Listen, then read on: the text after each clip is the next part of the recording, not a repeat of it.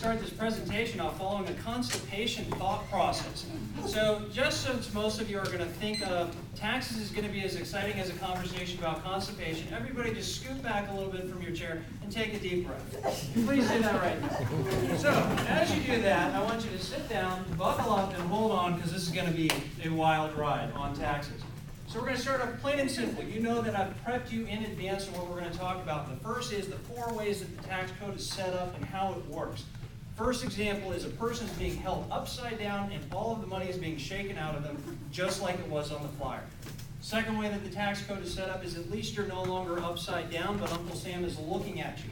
Just to let you know that he's looking at you, he gives you a gut punch every now and then, and that's called an audit. The third way that the tax code is set up is you're now walking hand in hand with Uncle Sam down the road, just like you would with your good brother. Occasionally you give each other a jab, you love each other, but you like picking on each other the whole time. The fourth way that the tax code is set up is now Uncle Sam is down on his knee, asking you for a handout, and saying, will you please pay me something? All of you deep down know that this is how the tax code is set up, but you don't know how you are operating in that particular section of the tax code. So what I teach people is where they are and how to move to a different level of the tax code.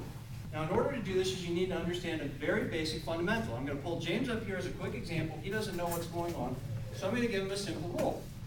Now, I want you to come stand right about here.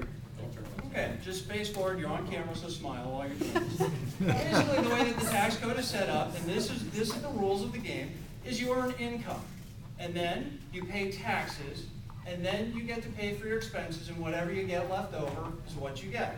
This is why you're being held upside down and shaken and all the money's coming out. So to give you a simple example of how this works, this is a football. You get 4 downs. Now, before you're allowed to have your first play, I want you to take a penalty, 10 yards back that way. That's taxes. Now, oh wait, that's only just employment taxes. Let's throw federal taxes back in there. Take another 10 yards back over there. Oh wait, Medicare. Keep going, keep going. Get out of it. Okay, now you have 4 downs to try to do something with and to score with. And this is called your cash flow pattern. That is what the game is all about. And this person, unfortunately, has been set up to lose or a very difficult position right from the get-go. So come back up here. Now we're going to give you a different set of rules. The simple shift to the second part of the tax code is you now earn income. You're now allowed to pay your expenses and then pay taxes. So you can now actually begin to run forward, and you're in a better position where this person was over here. The other 2 sections of the tax code, which are even more fun. All right, before I give you the football, come on down here.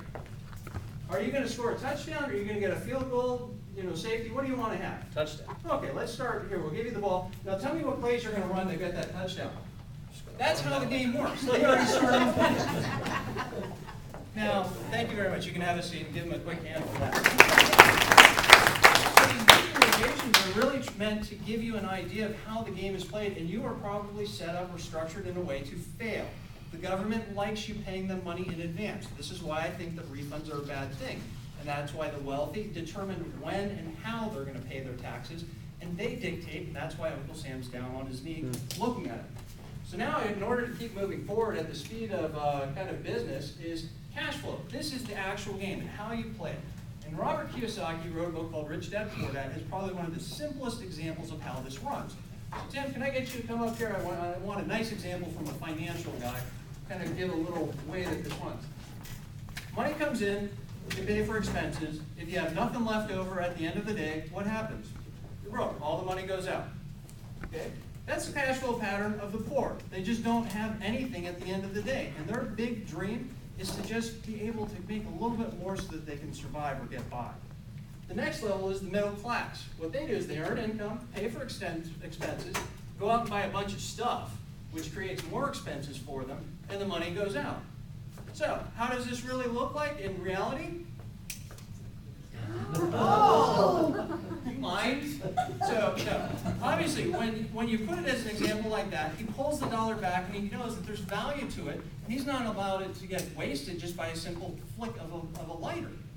Now, every single day, people are allowing that money to burn right through their schedule because they're applying the wrong cash flow pattern to their basic lives. So the final one, thank you, Tim, you can have a seat. So I get cheap. Not quite. I got to pay him off later. The final way is you get get income in, you pay for expenses, and the yellow light, here's the caution. Are you buying liabilities and debt, or are you buying an asset? And an asset is not what you typically think it is. You may think of your home, your car, your education as an asset. Unless it puts money back in your pocket, it's not an asset.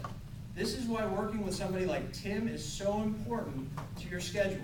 Me as a tax guy, I help control the expenses, I help with the cash flow patterns, I help direct it.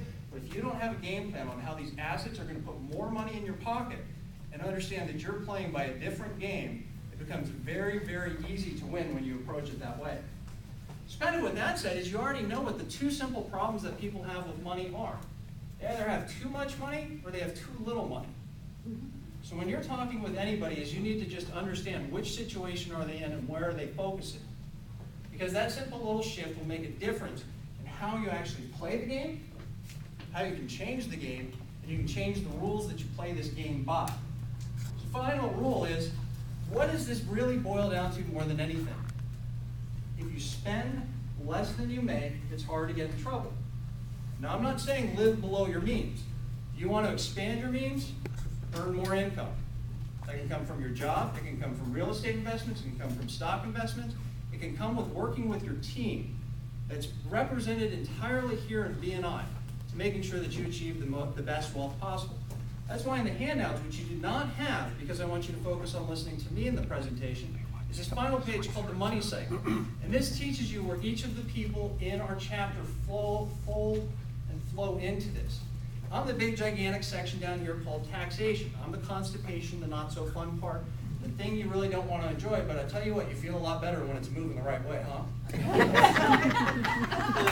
So, it lends me up to what are the 4 power questions that you need to ask and how you deal with life. Number 1, this is how the wealthy think. First question, how do I get paid to do what I want to do? Common sense, but if you don't ask that question, you're in trouble. Number 2, if I can't get paid to do it, how do I get it for free? If I can't get it for free, how do I make it a tax deduction? And finally, if I can't make it as a tax deduction, how do I get it for less expensive? Where most people get into trouble is they don't even ask any of those questions. But those 4 questions in that order will change your cash flow pattern, change the way that you operate your business. Included examples of how that actually applies by telling you about 4 guys who want to go to Hawaii and how they asked those questions in a different series and the results that they got. Very powerful, less than 5 minutes to go through the whole thing. I've got 30 seconds left to do this, so kind of the quick wrap up of everything. If this has been entertaining and fun from a tax guy in a weenie regarding taxes as a presentation, imagine what happens when I sit down with you or with one of your clients or one of your referrals, and I focus this attention and energy in helping you create your dreams, your clients' dreams.